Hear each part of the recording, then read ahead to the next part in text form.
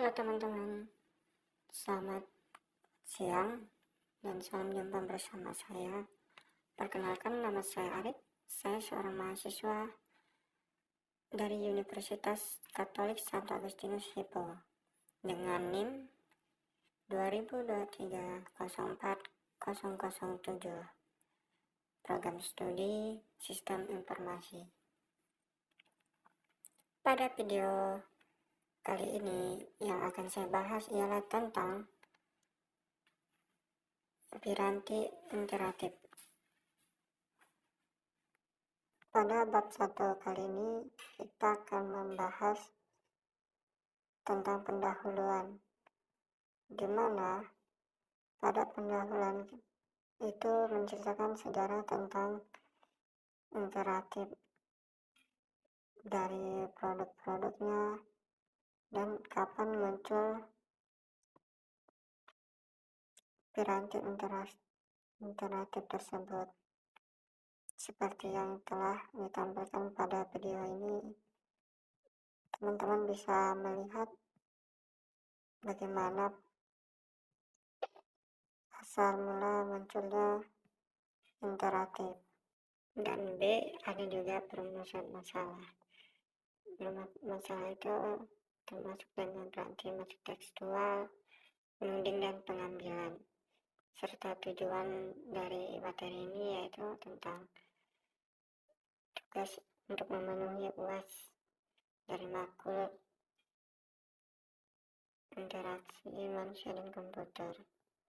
Pada bab 2, di sini membahas tentang pengertian piranti interaksi, di mana interaksi komputer dan manusia itu memungkinkan sebuah manusia dan komputer melalui saluran komunikasi, melalui proses input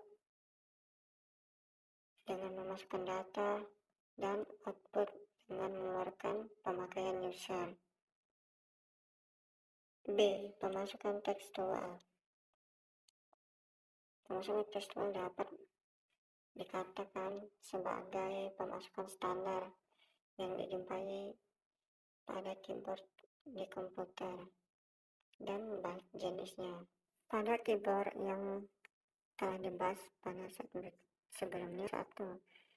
Keyboard QWERTY, di mana letak ini ditemukan oleh Scott Linden dan Sowell pada tahun 1878, dan ini menjadi salah satu mesin ketik komersial pada tahun 1905. Fungsinya yaitu sebagai foundation key, tombol alfa numerik, salah satu bagian dari keyboard yang berhuruf serta tanda baca. C. Sebagai kontrol yang menyediakan tombol kontrol terhadap unsur layar. Dan D. Numerik. Pada bagian ini khususnya dari bagian keyboard berisi angka dan berfungsi untuk memasukkan data yang berupa angka dan operasi hitungan. Berdua, itu terdapat keyboard doprak, di mana tahun 19 khususnya huruf yang disusun sedemikian rupa sehingga tangan kanan dibenahi lebih banyak pekerjaan dibandingkan dengan tangan kiri. Dan selanjutnya pada gambar 3 itu keyboard alfabetik, di mana tombol-tombol pada papan ketik dengan tata letak yang disusun sama persis pada tombol doprak. Susunan huruf berurutan seperti alfabet biasanya ditemui pada mainan anak-anak sehingga dapat diajar mengenai huruf alfabet. Selanjutnya pada keyboard chord, di mana keyboard chord sering dibutuhkan melalui training untuk memakai nada-nada seperti pada di gambar. Dan gambar 5 yaitu mouse Joystick, di mana merupakan piranti petunjuk tidak langsung. Gerakan kursus dikendalikan oleh tuas atau tekanan tuas. Dalam mengoperasinya, stick tidak dapat memerlukan tempat yang luas. Kelemahan ialah kurang akurat dibandingkan dengan mouse. Joystick banyak dipakai pada aplikasi trackpoint, dikenal dengan sebagai joystick atau EQ point, adalah miniatur dari joystick yang diletakkan antara kunci J dan H pada keyboard.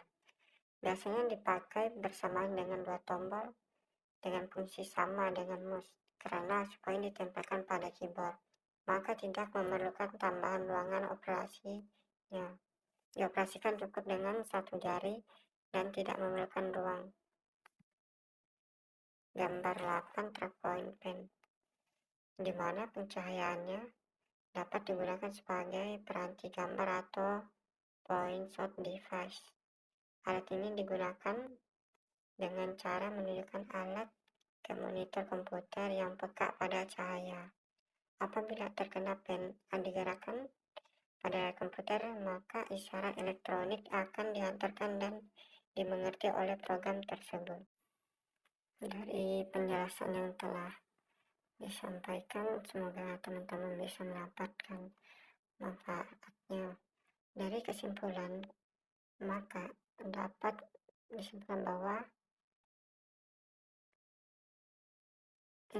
piranti interaktif berguna untuk membantu rutinitas pekerja bagi pengguna komputer lebih cepat dan efisien dalam penggunaan waktunya kerja pada manusia, yang terdiri atas dua jenis, yaitu output input, di mana merupakan penggunaan data pada komputer, sedangkan piranti output merupakan piranti menampilkan data pada komputer dalam teks maupun grafik dapat dilihat oleh pengguna.